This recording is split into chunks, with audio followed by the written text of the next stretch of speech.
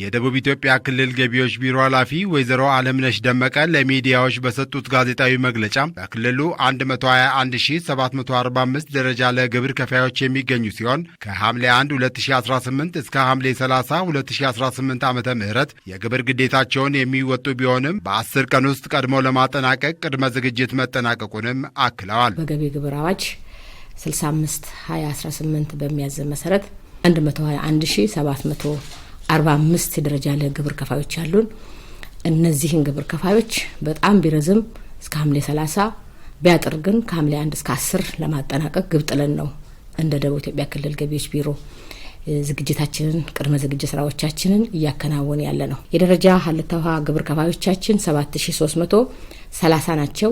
እነዚህ ግብር ከፋዮቻችን ደግሞ እስከ ጥቅምት 30 በያሉበት ቦታ ሆነው ግብራቸውን እንዲከፍሉ በሰራናቸው የቴክኖሎጂ ስራዎች የተሻለ ዝግጅት እያደረግን ያለንበት ሁኔታ ነው ያለው። እነዚህ ግብር ከፋዮች የ2018 የግብር ዘመን ዓመታዊ ግብራቸውን ምቹና ተደራሽ በሆነ መንገድ መክፈል እንዲችሉ የቅድመ ዝግጅት ስራዎች ተሰርተዋል። በክልላችን 136 የታክስ ማዕከላቶች አሉን።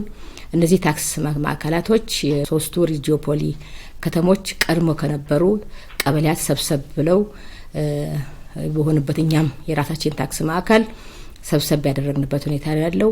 በአንጻሩ ደግሞ የተጨማሪ የደረጃ ሽግግር ያደረጉ ከተሞችንም ታሳቢ ተደርጎ በጠቅላላው 136 የታክስ ገቢ ማዕከላት አሉን። ከዛ ውስጥ 105ቱ ላይ የሲክታስ ቴክኖሎጂ ዝርጋታ ሙሉ በሙሉ ያጠናቀቅንበት ሁኔታ ነው ያለው። ግብር ከፋዮች ግብራቸውን በፍትሐዊነት እንዲከፍሉ ከማዕከላዊ ስታትስቲክስ መረጃዎችን በመውሰድ የዋጋ ግሽበት ማስተካከያ መደረጉን ወይዘሮ አለምነሽ ገልጸዋል። ሁሉም ግብር ከፋይ በፍትሐዊነት ግብሩ እንዲከፍል በጣም ከፍ ያለ ግብር ከፋይና በጣም ዝቅ ያለ ግብር ከፋይ ወደ ማዕከል በማምጣት ሴንትራል በማድረግ በፍትሐዊነት ሁሉም ግብሩን እንዲከፍል የዋጋ ግሽበት ማሻሻያም ጭምር ያደረግንበት ሁኔታ ነው ያለው። በዚህም በክልሉ ከሚገኙ 136 የታክስ ማዕከላት ውስጥ 105ቱ የተቀናጀ የመንግስት ታክስ አስተዳደር ስርዓት በቴክኖሎጂ ተደራሽ በመሆኑ ግብር ከፋዮች ባሉበት ሆነው የሚከፍሉባቸው አማራጮች ተዘጋጅተዋል። ግብር ከፋዮቻችን ሳይቸገሩ ጊዜንና ጉልበታቸውንም ሳያባክኑ በቅርበት አክሰስ እንዲያደርጉ በሚያመች መንገድ አማራጮችን ዘርግተናል።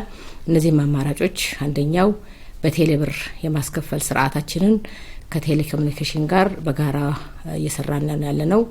ሁለተኛው አማራጮቻችን በሲቢ አማራጭ ለማስከፈል ዝግጅታችን የጨረስንበት ሁኔታ ነው ያለው። ሶስተኛው አማራጫችን በንግድ በኢትዮጵያ ንግድ ባንክ ለማስከፈል ነው። እነዚህ ሁሉ ከንክክ ነጻ በሆነ መንገድ ከብልሽት ነጻ በሆነ መንገድ በፍትሐዊነት ሀብት በጤናማ መንገድ ለመሰብሰብ የሚያስችሉ ቅድመ ዝግጅት ስራዎቻችንን እየሰራን የቆየንበት ሁኔታ ነው ያለው። በአጠቃላይ በክልሉ ከሐምሌ 1 2018 እስከ ጥቅምት 30 2019 ዓመተ ምህረት ባሉት የዓመታዊ ግብር መክፈያ ጊዜ ውስጥ 13.834 ቢሊዮን ብር ገቢ ለመሰብሰብ ታቅዶ እየተሰራ ነው። ግብር ከፋዮቻችን ጊዜያቸውን በአግባቡ መጠቀም አለባቸው። በወቅቱ በጊዜ መጥታችሁ ግብራችሁን በመክፈል ሀገራዊ ኃላፊነታችሁን እንድትወጡ በደቡብ ኢትዮጵያ ክልል ገቢዎች ስም ጥሬን አቀርባለሁ።